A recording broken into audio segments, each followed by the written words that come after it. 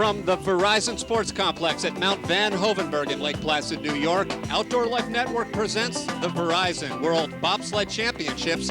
This is day one of the two-man competition. Welcome to Lake Placid, everyone, where the temperature is fighting very hard to get to zero. It's that kind of day, but a day of excitement for the bobsled world as all of the best are on hand here at the Verizon Sports Complex. Pierre Lueders, the Canadian, fresh off of the World Cup Championship. He's the 1998 Olympic gold medalist. How about Rennie Spies with the always tough Germans? Spies with 2 victories so far, 3 victories earlier this season. Todd Hayes and Randy Jones of the USA that won the gold medal at the last international race held here. And Martin Annan, Olympic medalist who has been sizzling down this fast track all season. Hi everyone, I'm Tim Singer. Welcome to a balmy Lake Placid. Yes, this is the first weekend of spring training. Everyone's thinking warm weather, but here in Lake Placid, they celebrate the winter. They celebrate these -degree temperatures, and they certainly celebrate the sport of bobsled. One man who has celebrated bobsled for the past several decades is my broadcast partner, John Morgan. John, the World Championships come back to Lake Placid. How about this weather? How about this track? Well, I've not seen cold weather like this in the sport since the '91 World Championships in Altenburg. It's frigid conditions, but it's about technology. The teams that have the best type of runners for this type of hard ice are the ones with the big advantage, and it really has opened up the field. I think there's about 4 or 5 teams that could win the competition. Compared to normal weather, it would be 2 or 3 teams. Now, this is one of the first major competitions on this beautiful new track in Lake Placid. It's a dangerous track. Yeah, it's a challenging track. I wouldn't call it dangerous. It's a man against the mountain. We've seen some accidents in past races here, and the athletes really have their hands full. And right now, here's a closer look at this track here at the Verizon Sports Complex. Built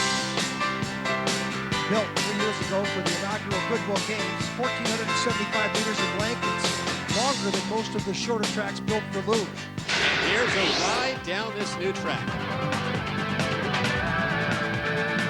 Steep at the start, but up here, big sweeping right. You gotta be quiet.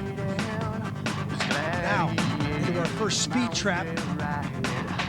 Cleves Cliffside, which is off the old track. We had a cliffside on the old Mount Van Hovenberg track. Now into Whiteface. They had an old Whiteface corner on the 1.5-mile track built for the 32 games. Now you really start to fly into Devil's Highway right here. This is one of the biggest challenges of the whole circuit for any athlete coming down these tracks. Now into Shady 2, named after the big curve at the half-mile part of the old track. Now into a 3-corner combination called the Labyrinth. Every track must have one. Now Benham's Bend, named after Lake Placidian Stan Benham, who won 2 silver medals in '52 in bobsledding. Now the chicane, fastest part of the track, into the Verizon Hart corner at the bottom part of the track. Couple short, quick corners, challenging very for the pilots right there. Now into the finish. Fast track we have for ourselves today. And times under 55 seconds are what we're looking for the competitive sleds here in the World Championship. Well, run 1 has already taken place. When we return, we've got highlights of the first heat and all of the action in run number 2 here in Lake Placid. The World Championships are being brought to you by Verizon, proud sponsor of the U.S. bobsled and skeleton team.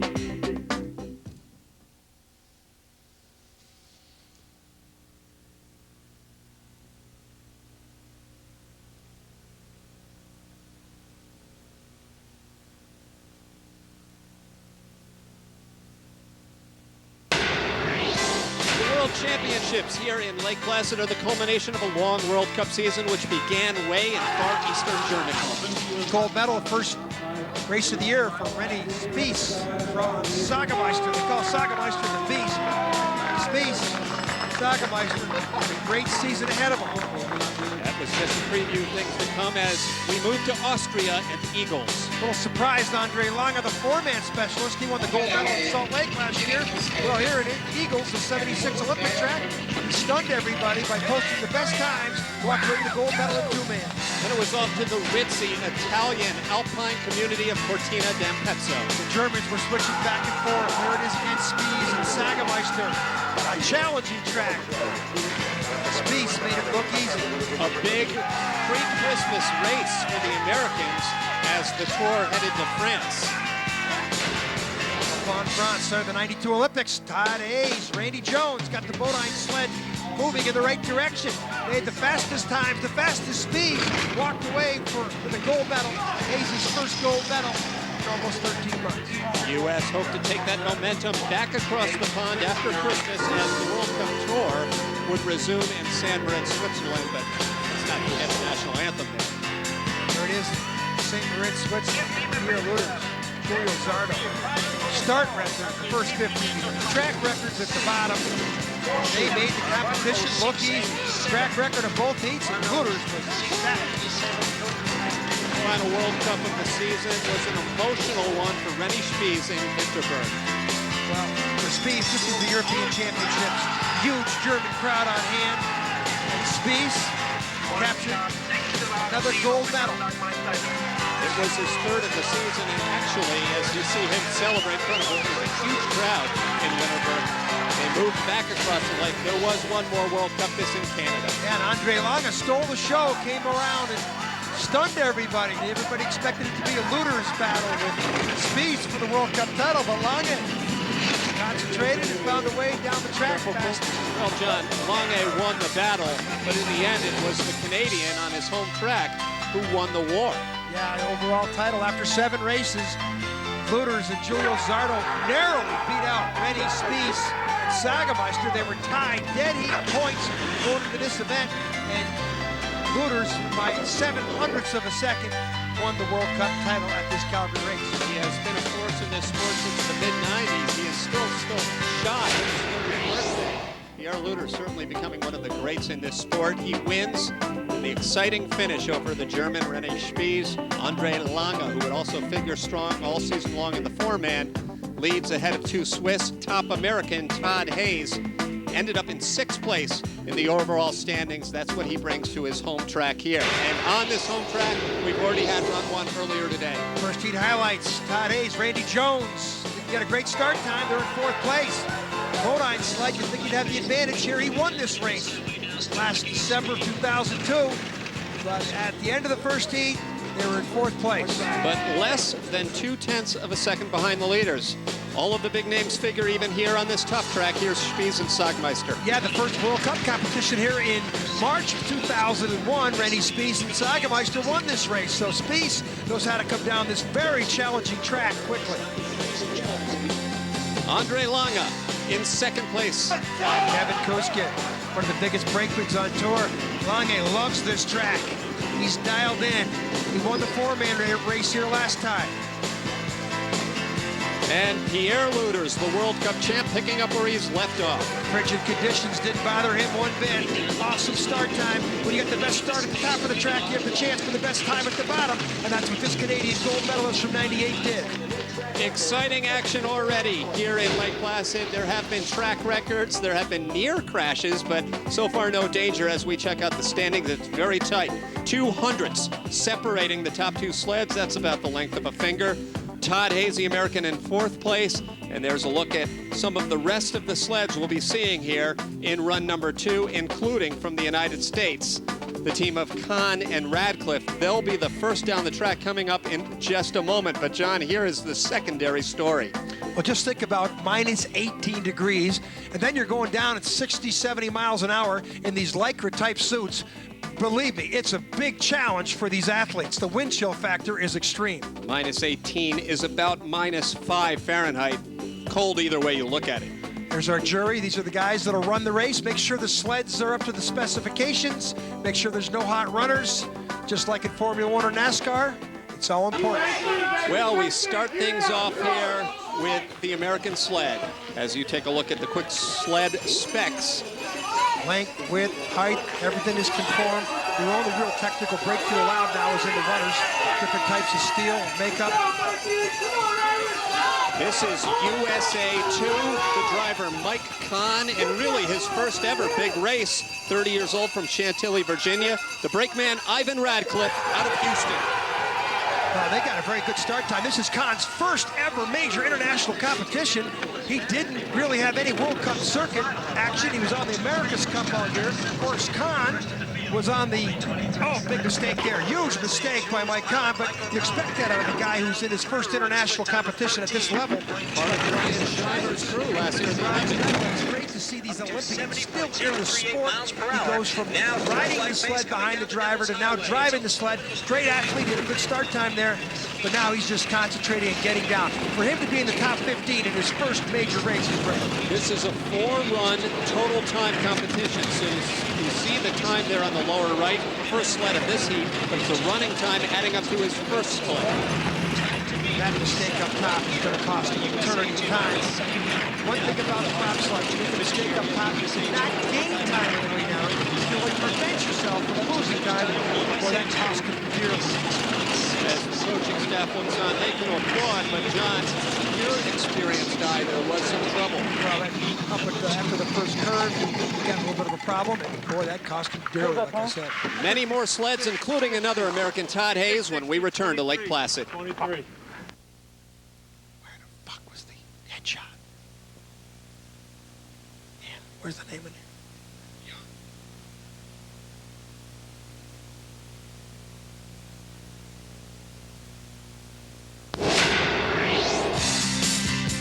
Welcome back to Lake Placid. Two-man bobsledding, four-man bobsled. Two-man bobs and four-man bob's a little longer than two-man bob, but the big difference is in the crew. You can see the difference. The width is exactly the same, but you can see that's 340 kilograms, that's about 700 pounds more in those four-man sleds. And two-mans are like sports cars, the four-mans are like big Cadillacs. Here are the Russians. In the start house now, Russia. Alexander Zubkov, Irkutsk, Russia. Dmitry Stepушkin, Voronezh, Russia. And this is a team that really, John, has come on over the past few years and has done well in World Cups on this track. Hey, he got a fourth last year, or last weekend in Calgary. He was the leader in the four-man competition on this track in March of 2001 before he fell 5 places. Great athlete, Russian Army. But they accuse these two of running too far and having a very light sled. They always like to win the 50-meter start time. But sometimes that will work against you. Well, it's a gravity sport. You want to go maximum weight. We saw the maximum weight issue that we posted. It's a gravity sport. As you can see them go over the crest of the hill, and they got to get in. The brakeman's got to get in and sit down with Cadillac. Over here, little bump there, that little tap on the left-hand wall. Look at the feet. They got those little shoes on, made by, especially by Adidas. 1/16 of an inch spikes. They got about 300 of them on there for the grip on the ice. 20 lead, that time on the right over the American sled at the bottom, who's the present leader. But remember, the American made a tremendous mistake. Mike Kahn up in the first couple parts of the track. Look at that shot there on Devil's Highway. Now in a shady 2, that lead's gone from 2200s to 46. Now you let the sled run. It's not about steering. It's about the least amount of steering you can do. With this speed, it's quite a challenge. And great. That split, he's up by a half a second. Yeah, I don't know how good a run this is. It's tough to compare it to Mike Kahn's run. Mike made such a drastic mistake. Well, here around the finish curve, the Russians come. Coach watches on, and their finish time of 151.95. That's their 2-run combined time, but good enough by nearly a half a second to move ahead of the Americans midway through this World Championship. First heat, he should have been 7th or 8th for the type of start that he gets. Here we are, the Devil's Highway. Watch this. You talk about having runners off the ice. You know what that's like, looking at that next corner with almost vertical? No, I can't say I do. Well, it's probably good at your age, Tim. Into shady, G-forces. Here's the speed. We're going to be showing you this all day. Look at that. Almost a kilometer and a half better in the speed trap. That's a big indicator. That doesn't sound like much. You're dealing with hundreds of seconds. It is a lot of time in a kilometer and a half of speed at the halfway point. Here is a veteran driver from France, an Olympic bronze medalist from 1998, Bruno Mangeon.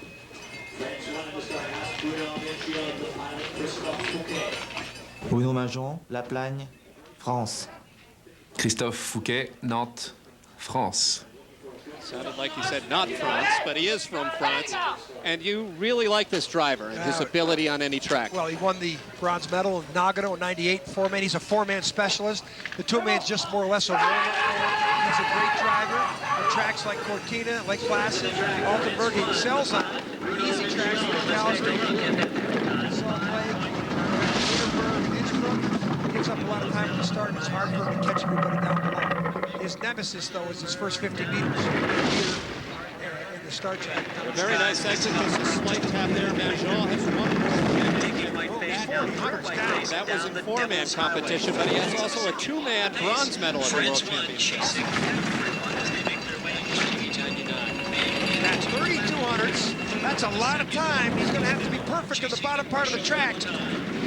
Next clock, you can tell if he has any chance. He's got to be down to single digits. That way he's got a chance down to the chicane. There's the single digit time. Now he's flying. This is his ability. He's got great eyes and hands. He's a better four-man pilot. This is just a warm-up for him. It's going to be close.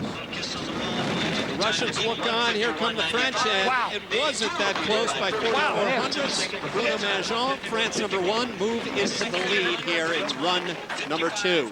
You don't have any other track on the planet. We're at the halfway point. You're down by 3,200s, and on the bottom, you win by 4,400s. That's a 3/4 of a second difference in the last 600 meters. That tells you how good a line that he drove down the track. Here comes the first of two Canada sleds, young Jason Krause. Krause, Okotoks, Alberta, Canada. Florian Linder, Morin, Alberta, Canada. Now, John, by virtue of winning this year's World Cup, Canada could enter 3 sleds in the World Championships. They were lucky to get 2. Well, he's been on the circuit all year. They've got a couple guys in the America's Cup circuit, Salt Lake, Calgary, Lake Placid, but they just weren't ready to bring them out. Canada has some very strict guidelines. Anybody to keep the games. They make sure that they're following. Jason Krause has had a great year. He's a young guy.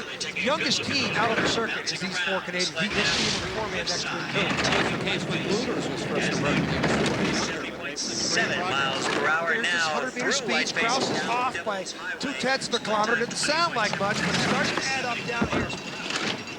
2,700 lead. That's a lot of time. We've seen people throw a lot of time away in the bottom part of the track. The chicane is going to be the key. He drops out of here on a Bennett's band. Look at this shot. And the runners, not too bad. 2,300s. 124.9 speed there. Speed really tells you a lot. They were in 12th place after run 1. Anything in the top 10 would be a great showing. Good time. This young Canadian team in their first World Championship. Currently in the lead.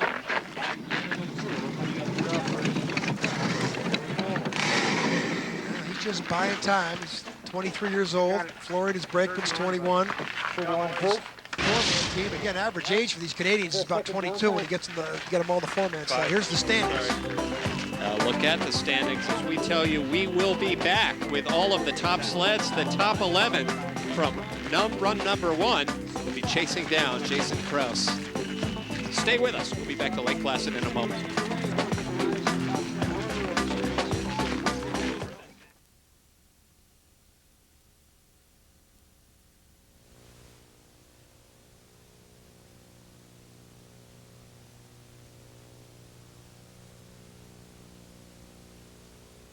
Where the fades?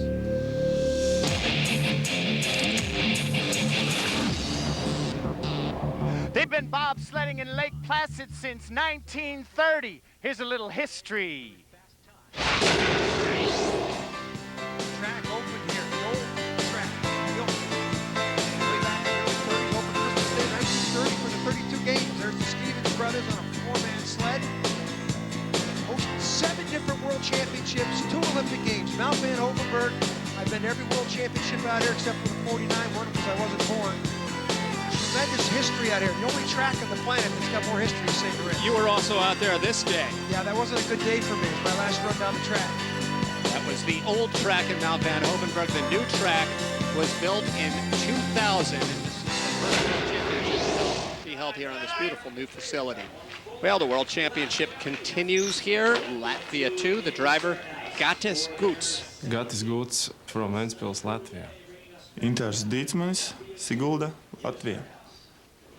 What can you tell us about these guys, John? Great athletes. He was one of 100 guys that they recruited in Latvia one day, and he was the only decathlete that came to the tryout. And they immediately put him in driving school. He's been on the circuit for 2 or 3 years, sort of in the shadow of his countryman, Sanders Prusis. Usually, as we see a good start time, 5.31, usually they have to work their way up from pusher, brakeman, then driver. Now he went right to the front seat, and it's about time for him to make a breakout, though. He's got a lot of experience. He's been out 4 years in the World Cup circuit.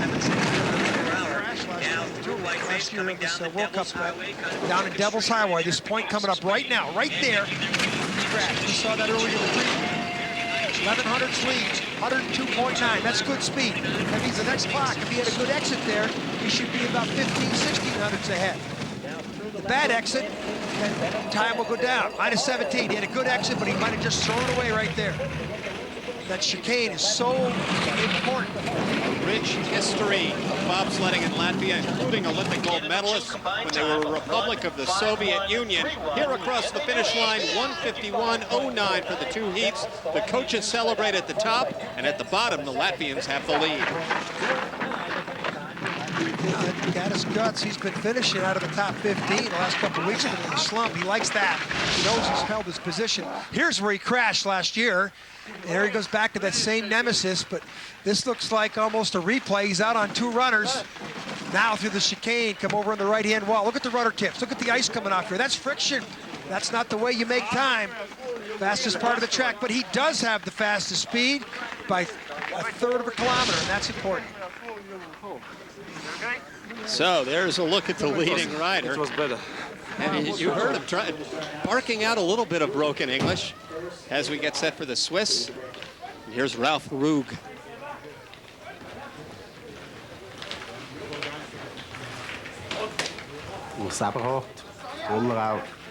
Switzerland. Now, Ralph Rug has been very inconsistent. Sometimes he's one of the best on the hill, but then he's had some rough races as well. It's been a breakthrough year. He's won a couple medals and won the event St. Moritz in 4-man. There's 3 Rugs in the circuit. They're all cousins. 2 of their fathers I competed against way back in the late 70s. They were on the Olympic team here for Switzerland in 70. I mean, it's just a rite of passage for you to be on a bobsled team coming from Switzerland. It's like homecoming when I go back there and see all these Rugs hanging around, but there's a 4th Rug. There's a 4th Rug back there. I'm sure it's the same thing. You see a lot of Morgans hanging around. But there's a lot of Rugs back there, and they're all right in the front seat driving. But boy, he's got some problems. He's way behind the Latvians at the bottom. You would expect this Swiss sled to be ahead of the Latvians at the bottom. You're talking about this guy here has been in the top 5 4 or 5 times this year. And he's got not a very good heat going. You see the sun on some portions of the track, even though it's just over 0 degrees now. That makes a considerable difference, just a few degrees. To finish, this doesn't look good for Switzerland. The Latvians will love this if they go ahead of this Swiss sled. Maybe the track is warming up because by 4/10 of a second, this Swiss sled falls behind the Latvians, whom they led after run number 1. How bad of a heat was it for the Swiss, or how good a heat was it for the Latvian? Well, we'll find out as the next few sleds come down. The first heat leaders still to come when we return to Lake Placid.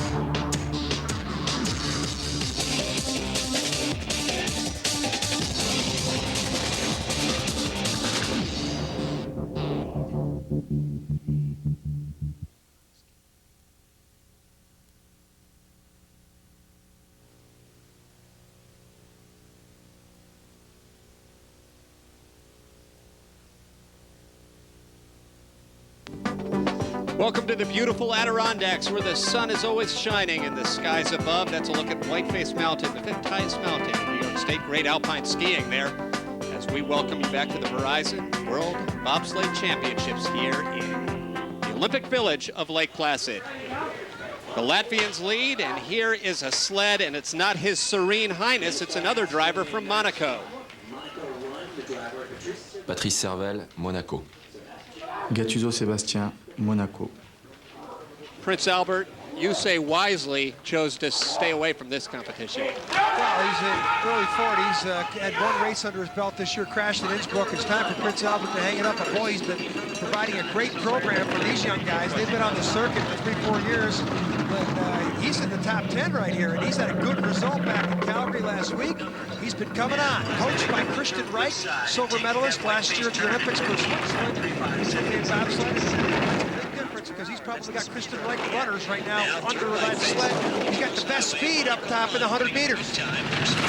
Speed up top is that. So you got 600s there. Slingshot effect here launches you out of shady on the bottom part of the track. 600s. The next clock's going to tell us how good a slingshot that was. Oh, big bump there. He lost time back, so it's going to be close down here. He went from -6 to +1, made the mistake in chicane. All things add up. It's going to be right to the 100th either way. Here they come around the finish. The Latvians look on. The Latvians celebrate because by 1/10 of a second, the Monegasque sled falls behind them. Well, the Latvians now moved up a couple sleds. That's a great result for Gaddis Guts, no matter what happens the rest of the way. I don't think Monaco 1 could be too disappointed with what they've accomplished. Look at the chicane. Look at the speed coming out of Benham's Bend. What kind of speed? You got about, I would say, 73, 74 miles an hour. Look at the runners. Look at the friction coming off those runners. That's preventing you from going fast. Look at the speed difference. Almost a kilometer difference. And that's why Gaddis Guts is the leader at the bottom. They look a little surprised, but no question delighted as they keep moving up here in the standings. Next up, as you look at the current standings, here is the sled from the Czech Republic and Ivo Danilovic, the driver.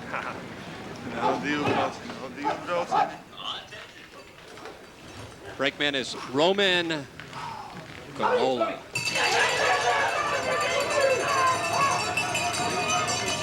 Two big guys. This is a great result. The lead they got. That's a lot of time. Look at the spikes. Look at the technique. You know, once you push the sled for 50 meters, you got to get in, sit down like a cat-like movement and make any moves there. Czech Republic sled now through the right face turn, coming down the Devil's Highway. They're chasing the Latvian 2 sled time. Devil's Highway. I think this track is warming up a bit. Gets chopped up. Chopped up a little bit.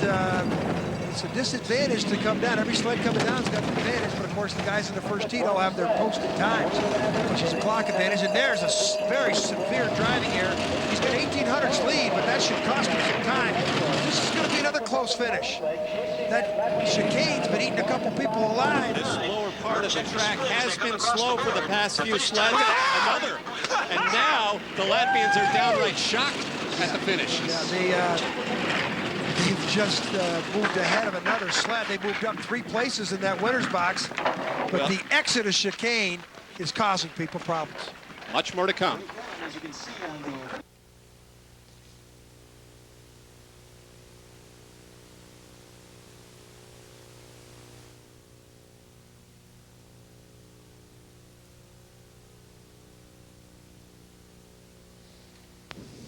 Welcome back to Lake Placid, the World Bobsled Championships here on OLN. To be great in the sport of bobsledding, you need some muscle, and you also need to be able to clown around a little bit.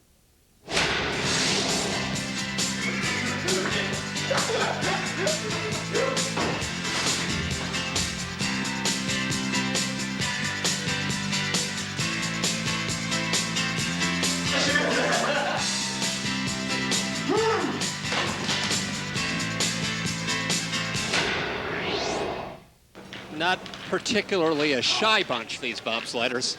Well, they're definitely athletic. That gives you an idea how big some of these dudes are. Well, here's a guy that is not feeling like a clown at the moment, having a rough day so far, is Martin Ahnen of Switzerland.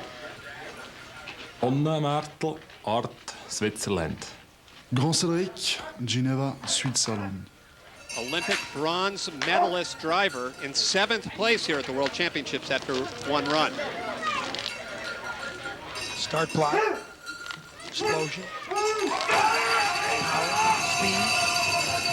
You don't want to run too far. You want to get in, let that sled up some momentum. You want to get into those drive lines and go away. You let all the sled left and right. Boy, this man can have the best starts of the day or sometimes just be average like he just was. You know, you said earlier that you need great technology. You need great equipment to do well in these conditions. How about a great line? those win. Well, I always like the athletes in the sport because they have that mental toughness. You come out here and it's 25 below zero like it was this morning when you got to the track at 7:15. You got to erase all that from your mind. Right now, Annan has got to watch out. He's went from 2,400s up. He's on 1,600s. Right through the chicane, he's going to have to be clean. He's going to have at least 700-800s lead here. Have a chance. It's down to 400s. Now, the Latvian sled that has the lead at the bottom has seen a lot of sleds fall behind them. You got to figure this guy will finally move ahead. I don't think he's ever beat Martin Annan of Switzerland. This could be a big upset, and it is. Second straight sled he's beat by 300ths of a second.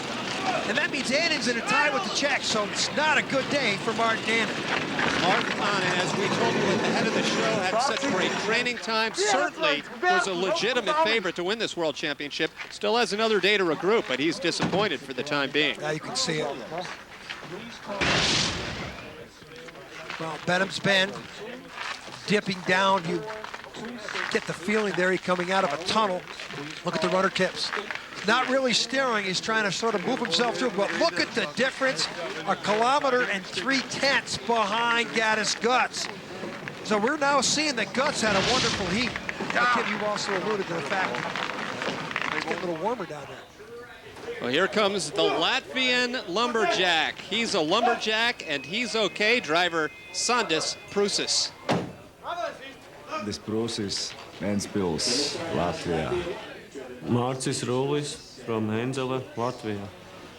Now, on the very first huge international competition on this track, the Goodwill Games 3 years ago, this was your winner in the two-man. Prūsis. A lot of sleds crashed that day. That was a tough competition. Survival of the bravest that day. Here's another two-man specialist like Bruno Mangeon, France. Although he had a great four-man year as well this past season. Yeah, he had a great four-man year. Gives it up at the start. Two-man. Getting up there in age. Boy's got the magical eyes to bring the hands here. In sync, the leader against the present Latvian sled coming down. Who gets in first? Very similar. You know, they're two Latvians, so they got steps. 22 steps in this. They got great coaches with Olympic background. Well, the Latvians got a lot of medals hanging around their neck from the Soviet Union program before the wall came down, and all that technology that the Soviets have, the Latvians inherited. And there's Latvian coaches all over. France, he used to coach the U.S. Watch out here. He had a 3,100 lead. That's now down to 7. No speed. Remember, the other Latvian had 125 plus clicks there. He might go ahead of Sandis Prūsis. I don't know if he's ever beaten Prūsis in 2 minutes. Well, we know Latvian will have the lead. I can guarantee you that. Look at that, another one. And it's the Latvians down at the bottom. Now they root for each other, but you got to believe that Latvia too, and Goots a little bit shocked. The coaches are definitely shocked up top. They don't know who to root for. By 600ths of a second, they fall back, but they fall back 3 spots. So this is shaping up to be a great finish of run number 2. And stick around, because when we return, he's a world champion in ultimate fighting and a champion in kickboxing. And Todd Hayes, the American, will go for a championship here in bobsled.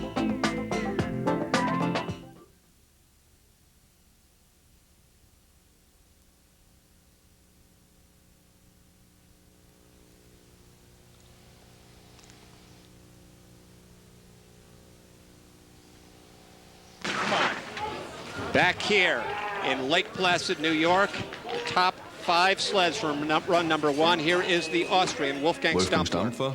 Innsbruck, Austria. Klaus Selos, Ütz, Austria. Another driver, John, that has had an up and down past 4 or 5 years. Some great showings and some rough weekends. Well, he won a bronze medal in the first part of the year in Altenburg, Germany. Everybody thought it was going to be a signature year for him. He's just been very average. A lot of top 7, 8, 9 finishes. The amount of experience he's got underneath him. Having more medal podium appearances. A nation that has seen the North Americans, the Canadians and the Americans, pass them by over the past decade. Austria used to be very solid at bobsled. Well, you aren't solid in bobsled if you drive into the wall like he just did. He's got the best speed than Cervelo of Monaco, who had the best speed with the best start to date.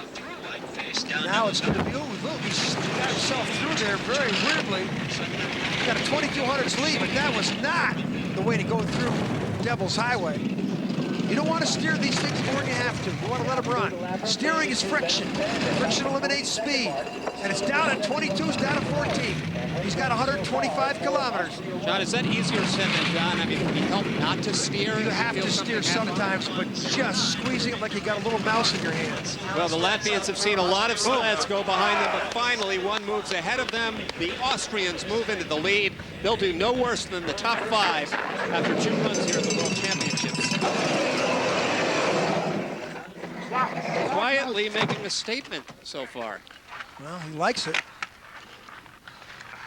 Not quite sure what he's gesturing to us there, but he's pointing to his sponsor. Okay, well, here is the top American, Todd Hayes, and his veteran teammate, Randy Jones. Todd Hayes, Del Rio, Texas, United States. Randy Jones, Atlanta, Georgia, USA. They were part of a 4-man team that won the silver medal 1 year ago this weekend at the Olympic Games. 4-man. Won this event December 2002. 5:18 though, he didn't win it with 5:18 starts. He won it with single-digit start times. He's a little exposed without that superior start. He's got 3,100s lead. Bodine sleds fly. Fast Resting a good time again, looking for some speed on the way down. Amazed how quiet these sleds are. They stay quiet in physics.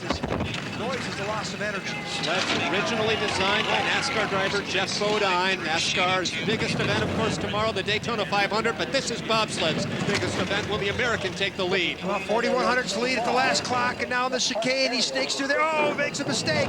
At 4,200's is probably going to dip down. He will be the leader. There's no way he can lose that much time at the bottom, but that mistake in the chicane could cost him in the next 2 or 3 sleds to come. Around the finish curve, Todd Hayes, Randy Jones of the United States, first place for the time being. Can't say it was clean. That mistake down on the chicane. He's been down this track probably more than anybody else. No question about it. United States with a chance to train here during the winter break, but all things become equal sometimes. Devil's Highway. Gonna move his body in there to steer the sled.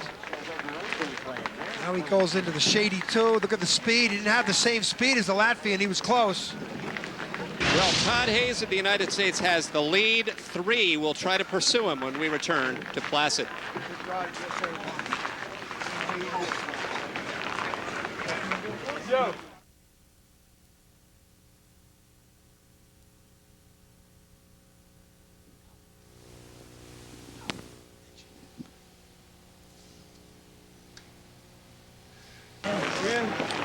Tim Singer and John Morgan back here in Lake Placid. We're joined by a couple of strong German sleds. First up, Renny Spies in Germany 1. Renny Spies, Winterberg, Germany. Franz Saugmeister, Ulstadt, Germany. Off and running, not only did they win 3 events this year, John, this is a guy that really has paid his dues in a very strong German program. He's been around a long time. Every time he goes to the bobsled track, he's got about 7 Germans he's got to battle with. The Germans had 10 sleds in this race. They put 10 German sleds in the top 15. So quite a comparison. There are 4 tracks in Germany, a nation about the size of New England. There are 2 tracks in all of the United States. And he won this event. It was March 2001. Sagemeister is brakeman. They call him the Beast. He's huge. You saw him in that muscles and clown shot. He was the guy. He's just ripped. And Spies knows how to drive, but he's only got 800s on Todd Hayes at the bottom. This is going to be close. United States, Todd Hayes and Randy Jones with the lead at the bottom. Here come the Germans around the finish curve at a time of 150.52 by just 700ths of a second. They move ahead of the USA. Well, superior start times, too. That's the key why Hayes is behind Spies. Spies had a 5:17 in run number 1. That was decidedly ahead of Hayes, who, as you mentioned, Hayes used to have the good start times. Here we go into shady. Look at the G-forces shake the brakeman around. Here on the exit. Very clean. Now into the Benham's Bend. We'll get the speed trap down here, see where he ranked. Big bump there. Look at that, way off there. You know, Hayes wasn't even up there. Speed out of that chicane is so important. Spies shakes his head, but he will be in the top 3 after day 1 here as his teammate now gets set to take the track. André Lange, Suhl, Germany. Kevin Kuska, Potsdam, Germany. Great starting team. Lange absolutely cruised to the gold medal last year at the Olympics in the 4-man event. 4-man from Lake Placid coming up next weekend. 5:12 start. That start time is Everton. Single digits that you'd expect on a better, warmer surface. It's pretty cold up there. It's trying to get those bodies moving when it's 15 below 0. 2000. Look at there, he's got the same speed so as far, a good time Patrick Cervelle of Monaco. Sled as they make their way through Whiteface and down the That's down on 1800s now. Lost a couple hundreds back, but that slingshot effect out of shading the halfway part of the track into the chicane. It's all about 125-kilometer speed. Is important. They're out of clean down the middle of the chicane. That's about the first sled all day we've seen tap nothing there. That takes talent to get through there without bumping. But when you have gold medals around your neck like this young German, he does have talent. We know that. 1:50.26 for the 2 runs. Best time of run number 2. And easily they move into the lead with just 1 sled remaining. Germany is 1-2. Well, he won both events in Calgary last weekend, and he might be peaking at the right time of the year. André Lange and Germany, sled number 2. They have the lead.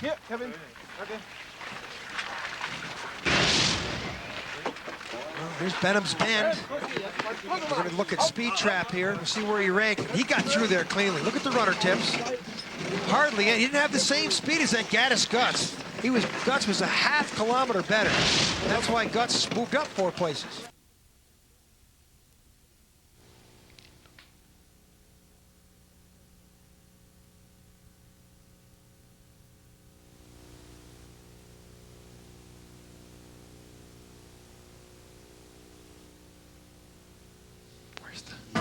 The World Bobsled Championships here on Outdoor Life Network is being brought to you by Verizon, proud sponsor of the United States bobsled and skeleton teams. And we're proud to be bringing you this year's World Championship here on Outdoor Life Network.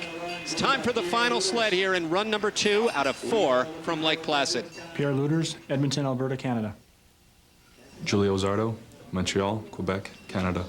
We've been talking about how cold it is, but the action is hot. That's cliche, but the fans here are on hand. They're enjoying what they see. They love and embrace winter sports, and they're looking to embrace a North American, the World Cup champion, Pierre Luders, a former Olympic gold medalist. Ironically, Zardo on the brakes is from Montreal. He might be the only competitor in the field that's got the closest proximity to the track. That's right. We're about 90 minutes drive away from Montreal here in Lake Placid.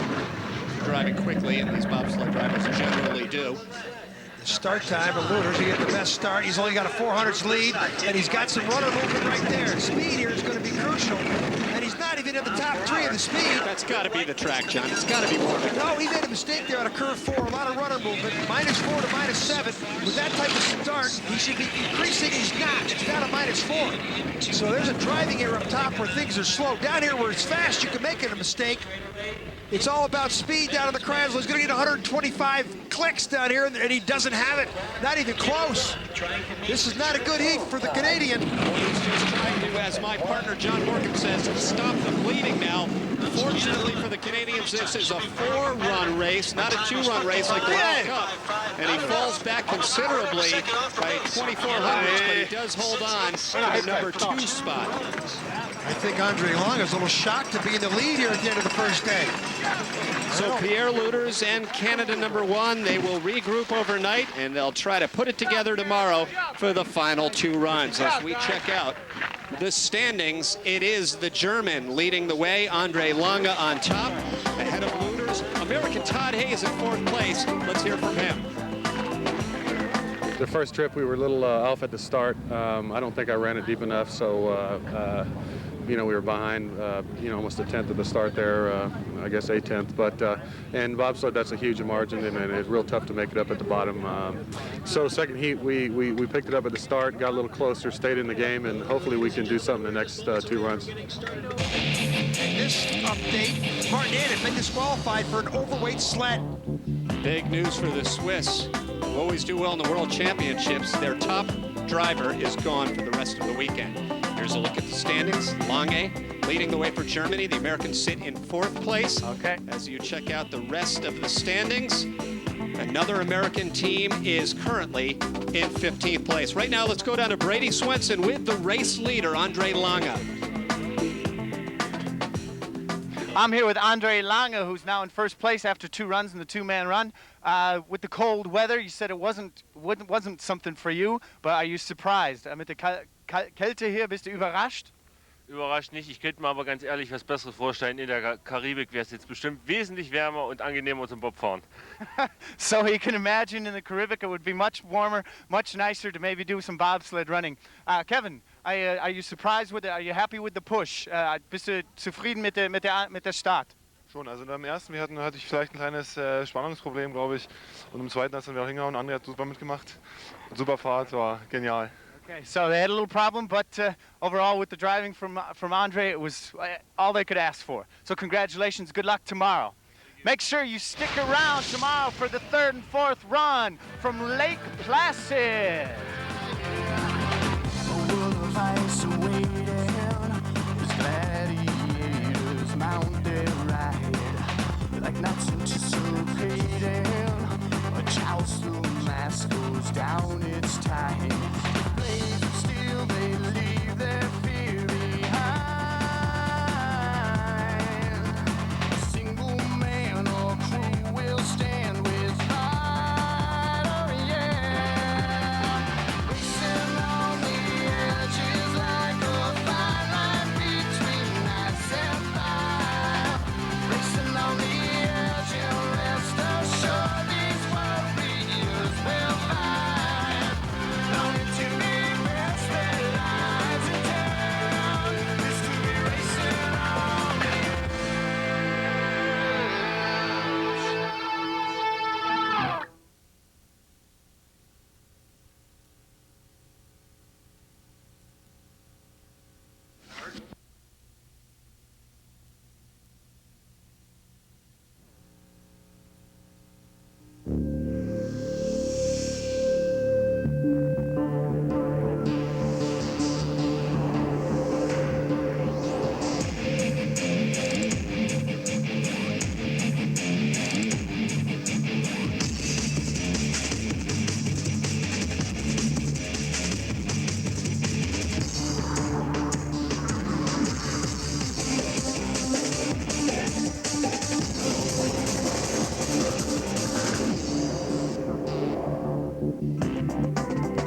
Welcome to another beautiful, albeit chilly day in the Adirondack Mountains. This is day number 2 of the Verizon World Bobsleigh Championship, the 2-man competition.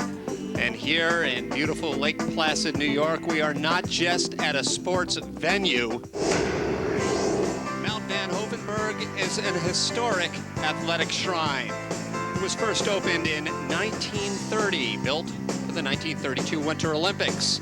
This track, of course, has hosted 2 Olympic Games in 32 as well as 1980, as well as 7 World Championships, last in 1983. The track has been shortened several times to make it safer. It was refrigerated in 1978 and rebuilt entirely in 2000. And through it all, Mount Van Hovenberg has had a rich history of drama and speed.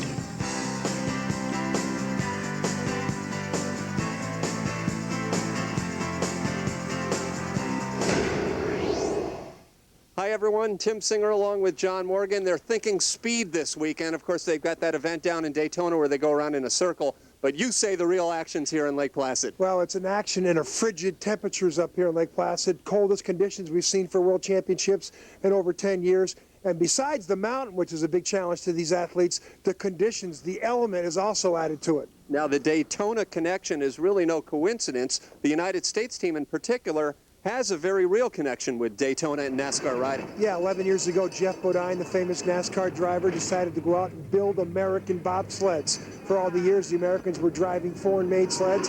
Jeff was really after this Made in the USA project. And the Bodine sleds, after 10 years, have finally proved out. They are one of the best sleds on the mountain here today, and the American athletes are thrilled to be in American technology. All the same, the fastest sleds so far have been the Germans and the Canadians. As you see, the Americans have the start record. Pierre Luders has the fastest run. In fact, he bettered that time a little earlier today. How about this track, John? There are some important sprint times along the way. Well, bobsled is a gravity sport. It's all about your start time here in the first 50 meters. You have to get in the sled and let the gravity take over right here. But you hear in the first corner where you're going slow, you have to let the sled accelerate. No movement by either the driver or the brakeman. And right here is where you're going to see the first of forced 3 speed traps. That is a real pivotal part of the whole ride down the track, is how you get that first speed recorded. Whiteface turn. This was named after one of the famous curves on the old mile and a half, the 1932 track. Now, how long is this track? This is 1,475 meters, which is about 45% of what that original track was in 32. Another speed trap right here at the exit of Shady. A slingshot effect on the bottom part of the course. If you get a good Shady there, you can really launch yourself down into the speed up to 74, 75 miles an hour. Benham's Bend, named after Stan Benham, 2 silver medals, 52 Olympics. Here's our other speed trap in the chicane. This is where you're going to find out who's got the potential for the best time of the day. That chicane, the best speed there, is crucial. So it's all about time, of course, but as John Morgan tells us, it's about speed. Naturally, when gravity is working in your favor on this sheet of ice.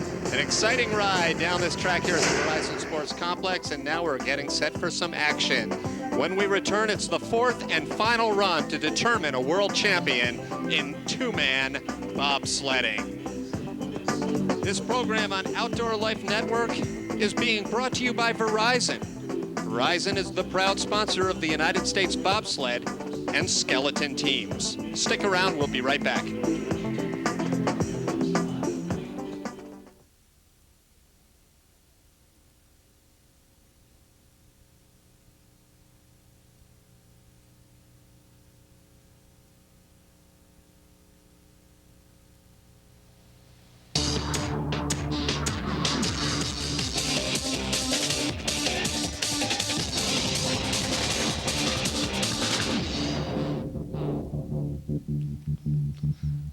Before we get set for the 4th and final run here in Lake Placid, let's take a look back at what unfolded this morning, John.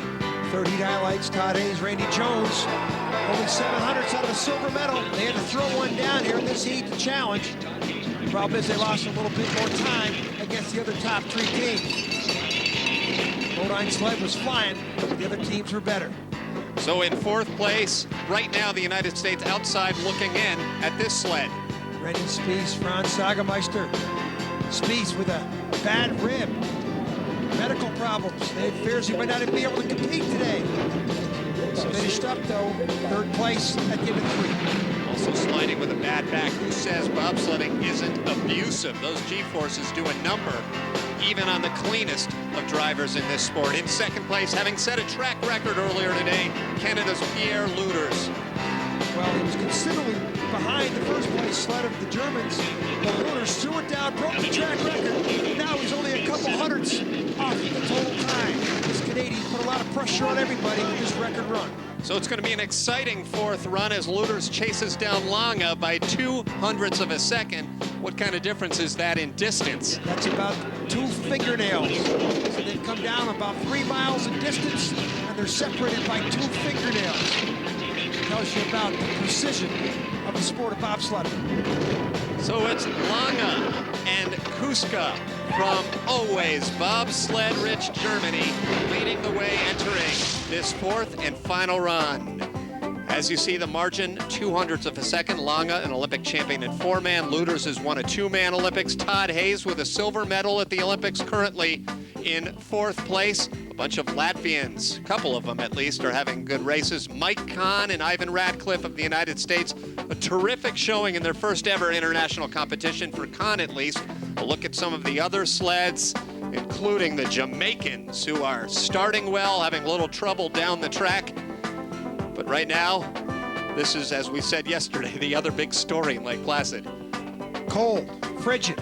It was colder here in Lake Placid yesterday than up in the Arctic Circle. Boy, the athletes, that presents a challenge, but hey, a lot of these guys aren't wearing socks out here, you'll notice in their start pants, and Here's the jury. These are the guys who disqualified the Swiss sled yesterday for being overweight and disqualified a French sled for some illegal runners.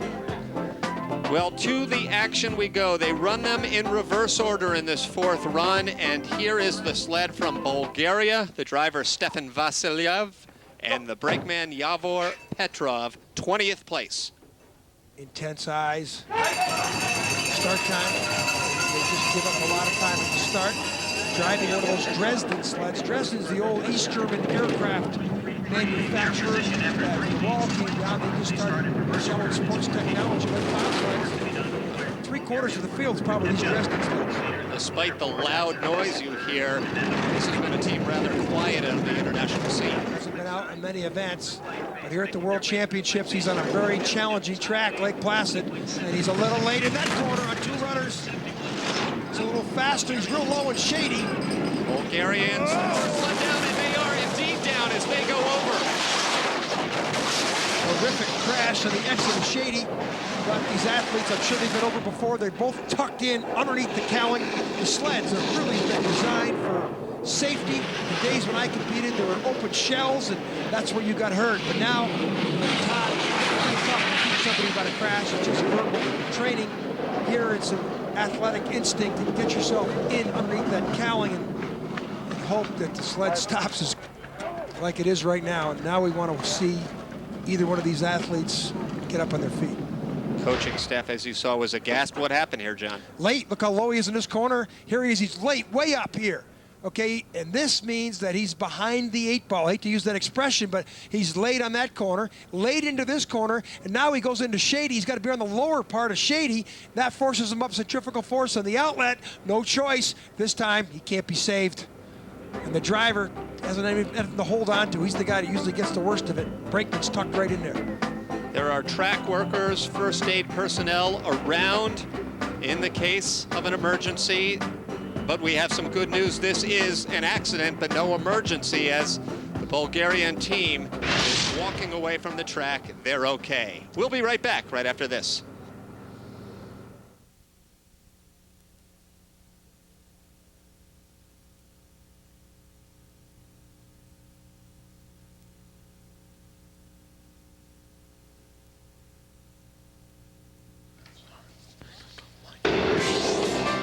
Dear Looters, Edmonton, Alberta, Canada. This is my wife Sandra and my daughter Zoe. Tom Johansson, proud daddy, and son Rasmus, Project 2024.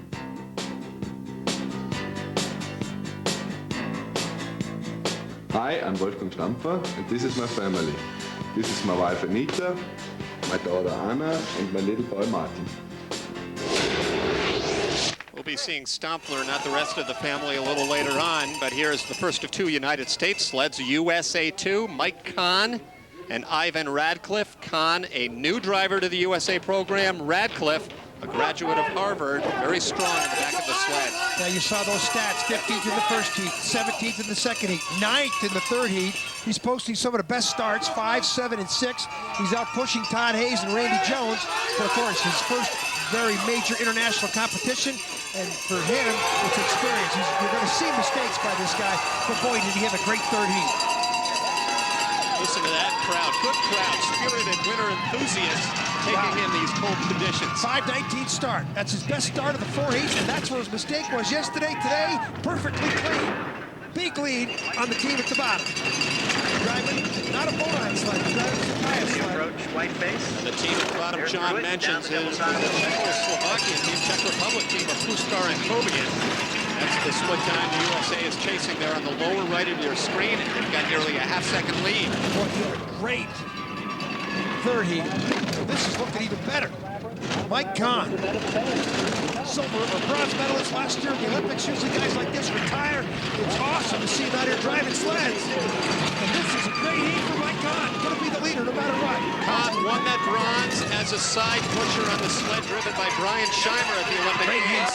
And he has the lead, could very well, John, have a top 10 finish in his first ever World Championship. He had a bad first heat, second heat, but boy, did he come on this second day. Slept on it, came out. This guy, you're going to see a lot of him in the next couple of years. 19 and 33. There it is, Devil's Highway. The vertical, oh, look at that. He was trying to lean himself out of that corner a little early. A lot of body movement in that sled, a little late, flopped it off there. A lot more pressure, you saw those heads snap again. Speed though, he had the best speed on the Exodus 82, and the U.S. coaches, Tuffy Latour, Craig Quigley loved it. Tuffy on the right now, the head coach, a former longtime competitor, a popular local bobsledder. Mike Kahn, now a very popular new U.S. driver. Where do we go? Where we go is back to the top. If this was the Cold War days, this would be the rivalry. The Americans who just went down, the Russians coming down now. No more Cold War except this cold bobsledding war. Zubkov and Stepuchin and Russia #1. Second, third, and second at the start, the first 3 heats. The problem is, he hasn't been doing very good beyond the first 50 meters. He's been really good on the combination bob and loose tracks that favor losers. He's got some great finishes, but here at Lake Placid, his driving abilities have been very suspect. Like the Jamaicans, they have great starts. We see them compared against the U.S. here. Well, who gets in the sled first?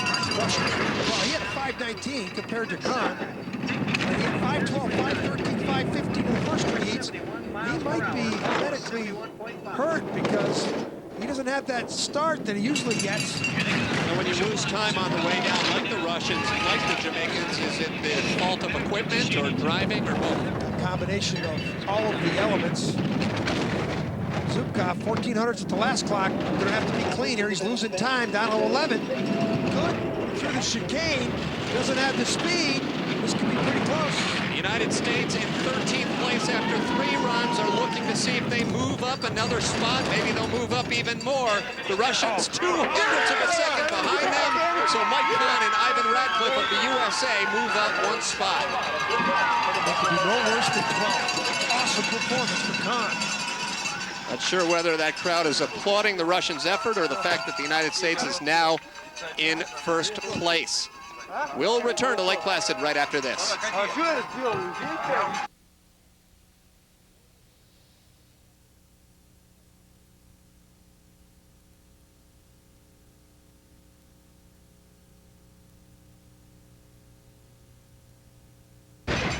That was the reaction just moments ago as Mike Kahn and Ivan Radcliffe on the right took the lead over the Russian team. You saw their coaching staff on the left. But now all eyes turned back to the top, and from the always bobsledding rich country of Switzerland, this is Swiss sled #2. Ralph Rogue and Eberhard, not really a good result for them. The big story, though, yesterday is the Swiss #1 sled, Martinana, disqualified for being overweight. His brakeman got hurt in the first heat. They replaced him with a guy who's a little bit heavier, and the jury caught him at the bottom being 5 pounds overweight. So the Swiss are down to 1 sled in the competition, and they aren't in the single digits. So a lot of pressure on Rook to perform here and get at least into the single digit placing. That's the American split time on the top. As you see, the Swiss have a big lead over the Americans entering this run. This is the Russian on the left, the Swiss on the right. The Russian gets in real early. I think that Russian driver was hurt. I don't remember that earlier. A better time. There's a half-second lead on the American sled at the bottom. That's going to be pretty tough. Now, back in 1997, John, 3 Swiss sleds were disqualified from the World Championship. This year, another. This is the nation that founded the sport. Why don't they learn their lesson? Well, I don't think that the one in 97 was all related to illegal axles, a technical issue. This was weight. They had to change the guy because of an injury. I think the coaches underestimated the weight of the 2 guys together. It looks like the Swiss sled can have the lead here. Good performance for Mike Kahn. A great day, great weekend for Mike Kahn and Ivan Radcliffe. They can do no worse than 11th place. And the Swiss take the lead. Rug and Eberhard in front for the time being. Don't think he likes it, though. See, a lot of disappointment. He's a better 4-man competitor, and he'll prove that to us next week in the competition. We'll also see the outdoor light. This is out of the chicane. Runner tips. Look at the spray. Look at the speed. You can see that. He's considerably behind the top sled at the speed trap, which was Pavel Puskar.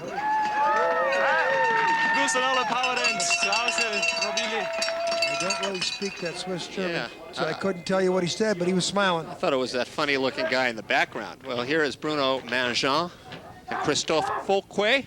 They are from France. Mangin, an Olympic medalist in 1998 and a former world champion. La Plagne, France, is where the Olympic track was built in 1992, and it produced the most famous French pilot ever. This guy won the bronze medal in 4-man in 98.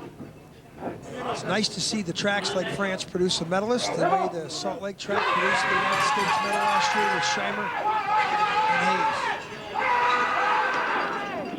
Hayes. Start time, he gives up a lot at the start. 5:37, eighth best start so far. And the starts are 19, 19, and 18 so far in the first 3 heats. But this is a 4-man specialist.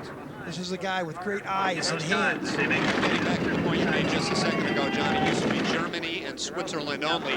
This sport really has become international with success across the globe. Well, we talked about parity in the NFL. There's a lot of parity in bobsledding. Last week in Calgary, top 5 sleds up to the leaderboard were all 5 different countries. It used to be 2 Swiss and 2 Germans, maybe an Austrian or an Italian. Now, the leaderboard top 10 or 12 sleds, you see 8, 7, 8, 9 countries. And it's good speed.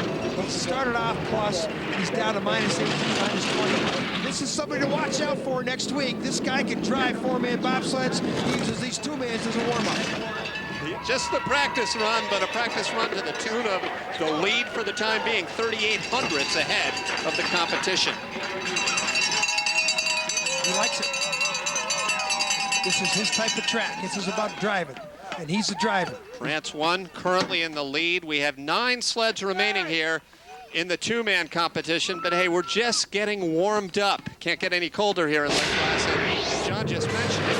Next week, it's the 4-man event. Should prove to be every bit as exciting and maybe every bit as terrifying. Well, everybody's looking forward to it in the sport. It's a fast, dangerous sport here.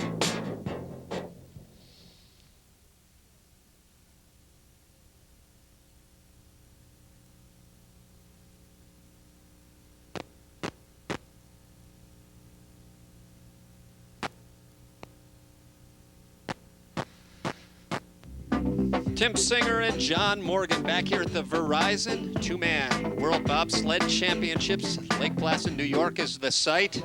And over across the Atlantic, I'm sure the temperature is about 60 degrees warmer. Let's not dwell on the weather anymore. Let's dwell on a Monaco sled that has been surprisingly strong this weekend. These guys are loving this track. Patrick says he can't wait to get out of the bed, to come out here and slide. He doesn't care what the temperature is. Look, wearing no socks. A lot of mental toughness here. Nobody changes their game plan. Nobody winds up top because it's 25 below zero when they arrive at the track, and they got to warm up and sprint. It's like those linemen that wear short-sleeve shirts in Green Bay in the middle of January. All those linemen lift a lot of weights, just like these bobsledders. And listen to the explosion here. A lot of similarities between weightlifting and football, and weightlifting and bobsledding. Explosion, speed, and power in the first 50 meters.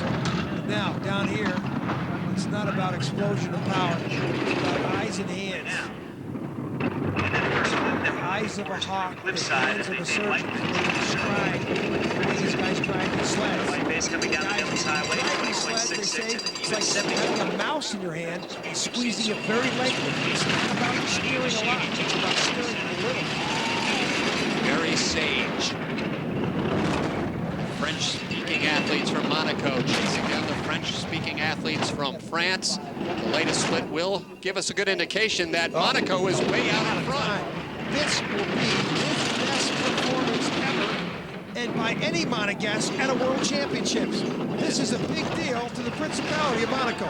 And you know that His Serene Highness Prince Albert of Monaco is watching this live at home, and he's applauding along with the coaching staff. Christian Reich, the former Swiss champion, won the silver medal last year in Salt Lake. He's retired now coaching Monaco, and you bet he's got the same runners on this sled that he had on in Salt Lake last year. This is the best performance ever by this country. And here we are in the Devil's Highway. This is when you start looking at things on the side. He's a little late there. Flopped it, came back pretty good, and had pretty good speed. The only person beat him was Mike Conn of the U.S. and Christian Reich likes it. There's the world champion and Olympic medalist in his own right. Very good, thank you. Very good, perfect. You're welcome. It was very good from our standpoint.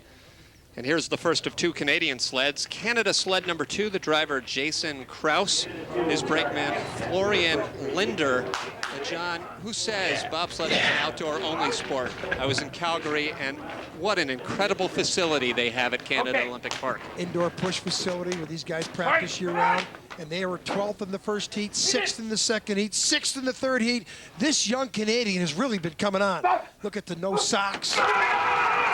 Florian Linder's, this is the youngest team on the circuit. When he comes out next week in the 4-man, average age is about 22 on the whole sled.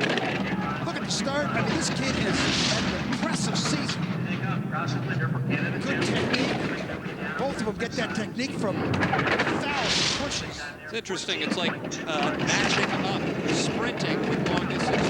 The first 5 seconds, they're going all out, and then they have to be calm as possible. You have to get in, settle yourself down, and stop breathing hard. Any movement in that sled can cost you a couple hundreds here and there, and we've already seen a couple hundredths of a second determined a couple places. Krause, not as clean as he'd like to be at the moment. Gonna have to be perfect here. He's got 900 to the bank, and he's got a bad skid in the chicane. This is gonna come down to a couple hundreds either way. Not since the retirement of former World Cup champion Chris Laurie has Canada had a legitimate number 2 driver. But he falls behind here in run number 4. That's still a great performance by Jason Krause. 200s, he won't be happy, but this is a competitor. And if you're going to watch bobsledding the next 3 or 4 years, you'll see a lot more of this young guy.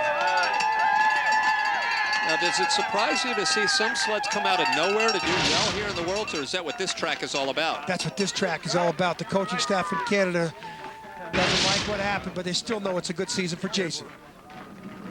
Jason, good season? Good end, good second half to the season. Didn't like the way I ended this race, so.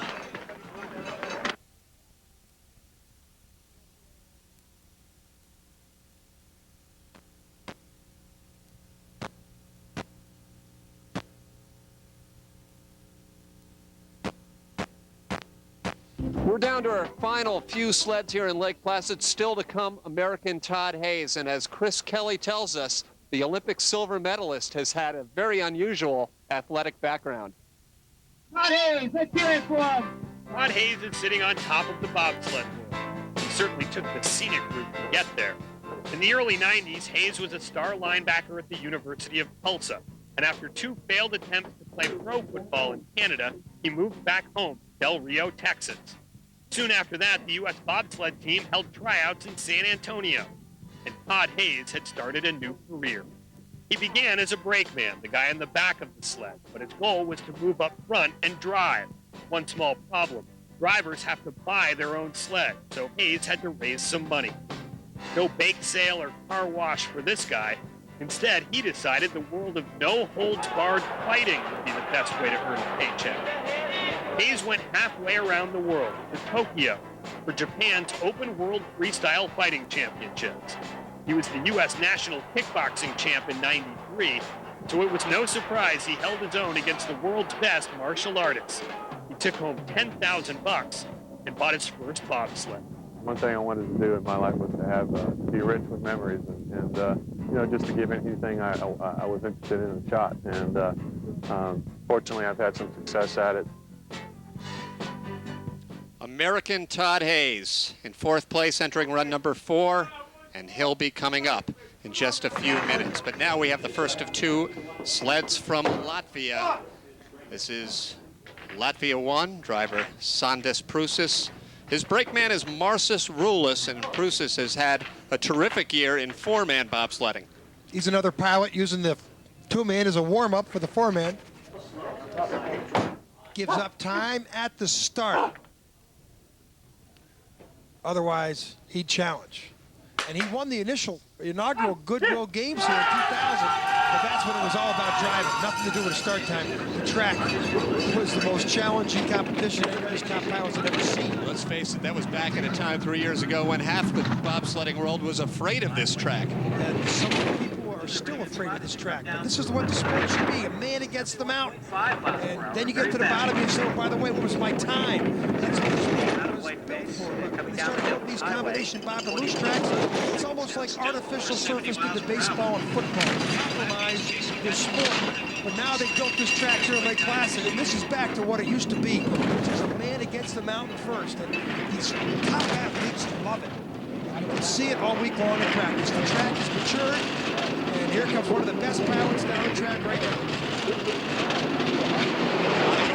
The lead, they held it for the last sled. Here's Latvia 1 across the finish line. They're saying goodbye. They know their Kissing history. us goodbye. Yes, they and know we kiss them 700s. goodbye. 700s, Latvia 1 out in front. Sandis Prusis will not win a world championship medal here in the two-man, but he has 5 days to regroup for next weekend's four-man competition. If you can get a bet down, put it on him. Here he comes through the famous Devil's Highway. Any steering? See, he's one of them guys that lets it hang out. Some guys panic and steer off there. He had a great transition into curve 9, into Shady. You look at the speed, doesn't have that speed. That's related to the start. Kahn beat him by almost 900 at the start. Someone just asked him. Better. Yeah, better. What about next week? Exactly. Latvia 2. Yes, this is the Latvian portion of our bobsled competition here on Outdoor Life Network. Look at the first, second, and third runs. You take away run number 1 for this Latvian sled, and you've got a team contending for a medal. He has been in a slump all year. He's been finishing out of the top 15. I was saying yesterday that this is time for this guy to come out. I mean, he's been on the circuit for 2 or 3 years. You expect better results out of him. Prusis has been the dominant guy here, but Guts, great athlete. We talked about him yesterday being a decathlete, and he hasn't had it until the second, third heat. This is going to be tight all the way down. Just 600s at that first split. Well, usually you'd probably say Prusis is going to beat him, but better start time by Gaddis. Going to get a little bit better accelerator up top. Guts, look at that Mike Kahn. He had some awesome run for speed.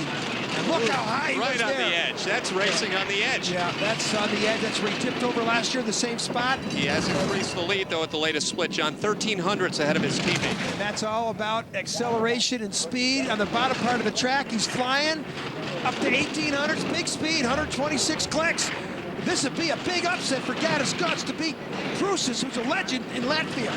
The sled is flying down the center of the track around the finish curve. Gaddis Guts and Latvia, too, have bettered their teammates. They've bettered the rest of the field so far with just 5 sleds remaining.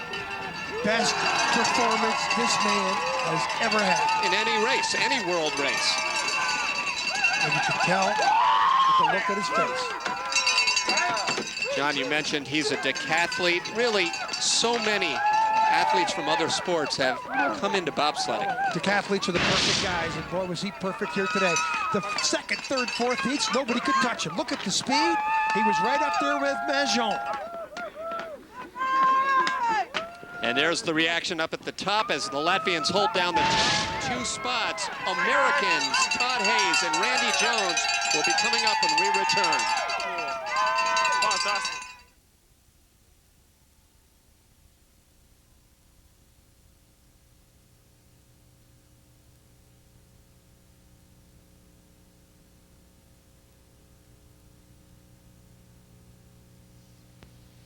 In the month of February, all sports stage their world championships, and bobsled's sister sport, skeleton.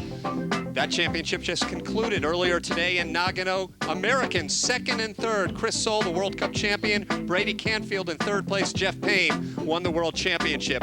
For the women, it was Canadian Michelle Kelly in this snow-shortened event. The American Olympic gold medalist, Tristan Gale, in third place. John, how about the North Americans in skeleton? Yeah, it's a different world, that sport, compared to this one. It's Austria 1 driver Wolfgang Stamper. 6'3" Stamper got to get his tall frame into that sled down. You might see his head sticking out above this cowling a little bit more than anybody else. Now his lead was just 600ths up on the Latvians entering this final run. So it's going to be very tight. Still just 600ths. Well, that's not a good sign for him at all. He banged hard with that wall. Look at the speed. He's got better speed, though. than Gaddis Guts. We saw Gaddis Guts down to 71.5. And we saw Stamford flop it out there. Good transition. Look, he's lost time. He's gone from minus to a +2. How do you figure that in just such a short period? Well, it's a little mistake that you don't see. It's such a minute change of direction can cause you to lose from 20, 30 hundredths of a second. Such as right there, that +2 to +7. Doesn't have the speed Gaddis Guts is. This will be some awesome performance and expression by Gaddis Guts in the winner's box if he goes ahead of Stamford. He does. Austrian coaches don't like it. Wolfgang Stamford, former medalist at the European Championships. Not happy. No, he is upset. He was thinking medals. He was thinking maybe I can move up 2 spots. Instead, he'll move back 1. Yeah, the chicane, it's about speed trap. He's down +2 to +7, and look at the speed difference. Guts has got him by almost a kilometer, and boy, it's more than a kilometer on his face right there. Coming up next, the Americans. Yeah, ziemlich good season. But out of 12, big mistake, and I think I lost the time there. There you have it, third 12. What was his mistake? The driver is Todd Hayes. Brakeman Randy Jones. John, when you factor in Jones's time with Hayes as well as with Brian Scheimer, he may be one of the most successful USA bobsled athletes ever. Yeah, he's been around for a long time. Their problem, 9th place at the start in the first heat, 4th and 5th in the next 2 heats. Start time, they begin 5:19, 5:18, 5:16. They got the best start so far of the 3 heats. Now, Garrett Hines was supposed to go with Todd, but hurt his ribs in practice. Despite Hayes' success, including an Olympic medal over the past 3 years, but rarely has he moved up from lower in the standings in the final run. He usually is a front runner. Well, his success in the past has been because he's had superior start times that should be down low teens of the O's, and he's up there with what I call an average start time. And if you have an average start time, you can't make any mistakes on the way down. Boy, but this Bodine sled comes right through the chicane in the last second. Look at the lead. He's got almost a second of the lead. He's flying. He'll be the leader, no doubt. Whether or not it's enough to win a medal, he's going to have to wait till the next 3 sleds come down. 3 sleds remaining, as John just said, by a big margin. This USA team takes the lead. They sit right now in a position where they can do no worse than 4th, but they will need some help from one of the last 3 sleds in order to win a World Championship medal. Tough to get a feeling of what Todd's thinking. He's looking at the timesheet. That looked like a pretty clean run. But it's about through the Benham's Bend as he drops in here to the chicane. Look at the eyes. Look at the rudder tips. You talk about coming straight at us. Just nicked it there. That was a very good, but no speed. Look at that. He's still half kilometer behind Guts. Will Hayes and the USA win a medal? We'll find that out. 3 sleds return when we return to Lake Placid. Final run.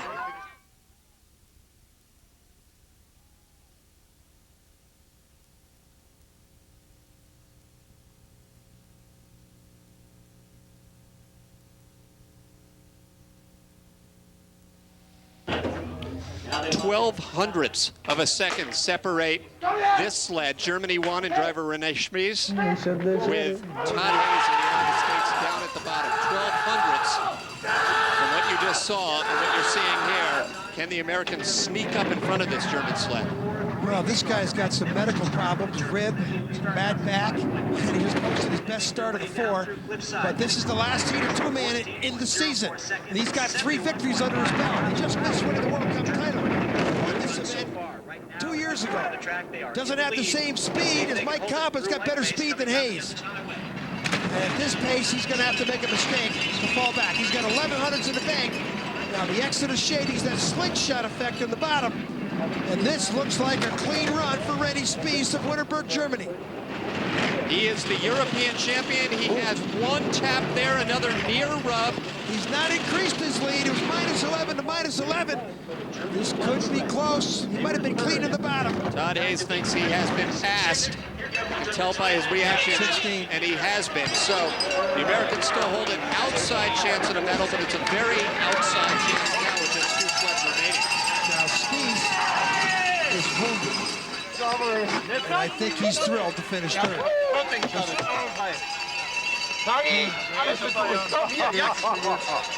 What's your translation on that one, Joe? Boy, am I glad that's over. Give me the hardware, he said. Look, he can't even get out of the sled. Look, the guy is hurt. That is what bobsledding is all about. Coming down with separated ribs. Look at the eyes. Look at the rudder tips coming straight at us. That's a bronze medal, at least. So the Germans, as they usually do at the World Championships, have guaranteed themselves at least one medal. There's a look at the American reaction on the right. Hayes, of course, a great four-man pilot as well, will regroup for next week's competition. But we've got 2 sleds remaining. And this guy really has been one of the steadiest bobsled drivers over the past 10 years now. Pierre Lueders, World Championship medalist, a World Cup champion this year, in fact, an Olympic champion. His first year with this brakeman, Zardo. Well, he had him last year at the Olympics. This is his first full season. Last year at the Worlds? This is unbelievable starts. First, and first 3 heats. 5-10 last time out. You talk about 2 powerful athletes with some thighs. You're looking at them right here. 5-10, 5-09. That ties the start record.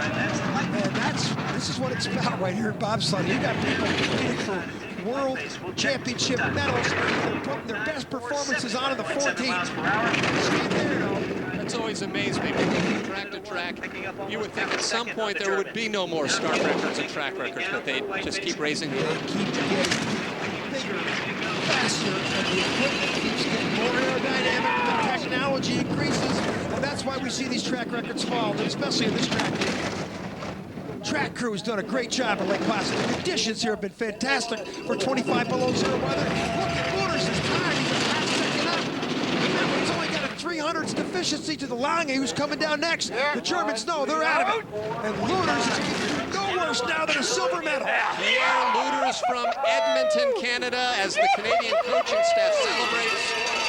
He has a cousin who lives in Germany. That's how he was introduced to this most German of sports.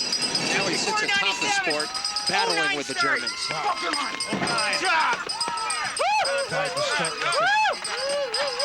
This is camaraderie in this sport. You have to love each other to compete for 5 months like this.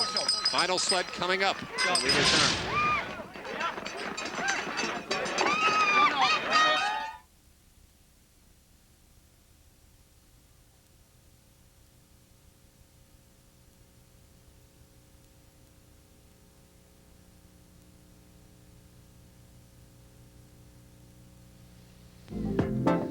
The Bobsledding World Championships on Outdoor Life Network are being presented by Verizon, proud sponsor of the United States bobsled and skeleton teams. Now late on this Sunday here in Lake Placid, the World Championship will be decided with this sled. A former world champion, Germany 2, Andre Lange, his brakeman Kevin Kuska, and he may clown around there, but it's all business here as here comes the run for the title.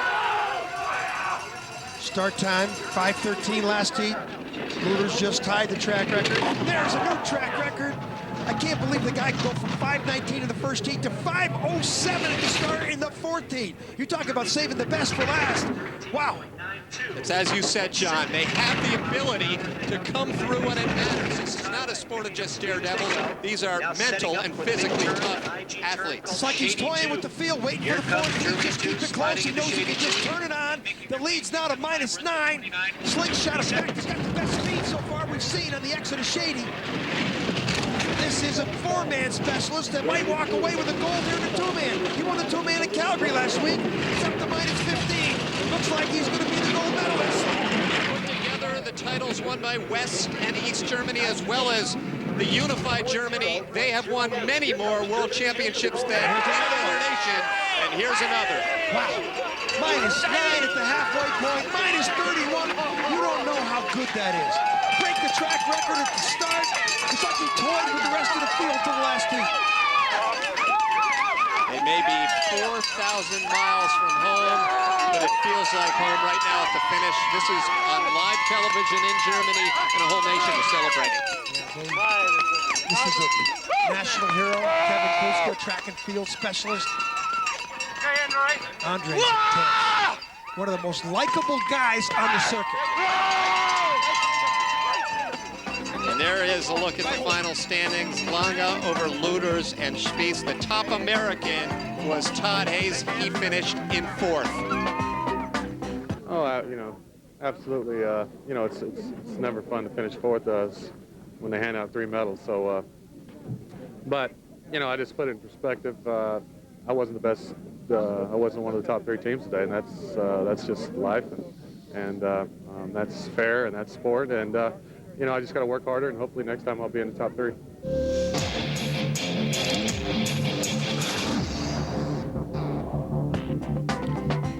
And a look at beautiful Whiteface Mountain, 4,867 feet above sea level, but the skiers are having fun there, John, as we check out the final results. Any quick comments? Well, this Mike weekend? Kahn finishing in 12th place. Hats off to him. Him and Ivan Ratcliffe had a great weekend. Todd Hayes didn't have the start times you expect him to have. That cost him. Winston Watt of Jamaica had some great starts. You know, not a bad finish for him to see him out here. Well, next week we've got the 4-man competition for you, but for now, Andre Lange is the 2-man champion. Brady Swenson is standing by with all the top finishers. So Renee Spies, bronze medal at the World Championships. With the, you had your hurt rib. Was there more in it for this weekend? Ja, wir hatten gestern starke Probleme. Ich konnte weder liegen, sitzen oder stehen. Und das, was der Dr. Hubmann und der Werner Krass hier geleistet haben, war absoluter Wahnsinn. Gestern habe ich gedacht, ich könnte nicht starten und heute hat es zur Bronze gereicht. So unwahrscheinlich. Ich möchte mich auch bei allen bedanken. Also wunderbar, vielen Dank. Right, so he has to, of course, thank all the doctors for all the work they did.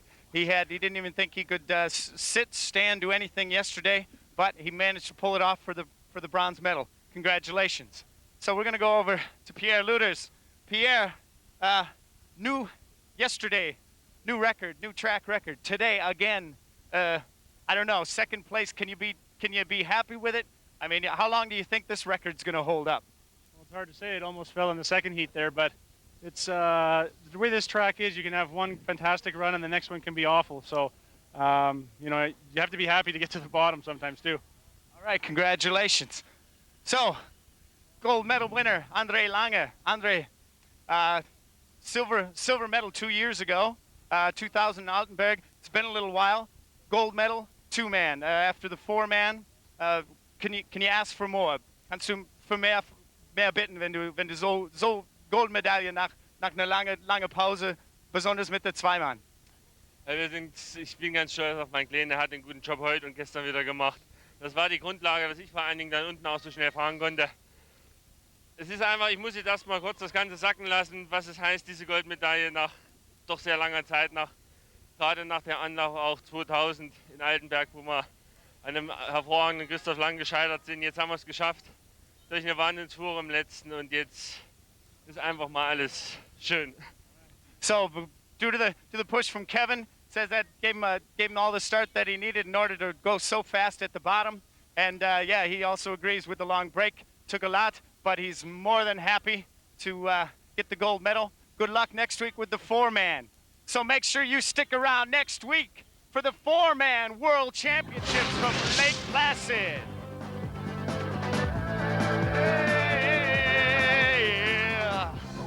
Ice waiting, it's gladiators mount their ride, like nice anticipating a joust. The mask goes down, it's time. With blades of steel, they leave their fear behind. A single man or crew will stand with pride.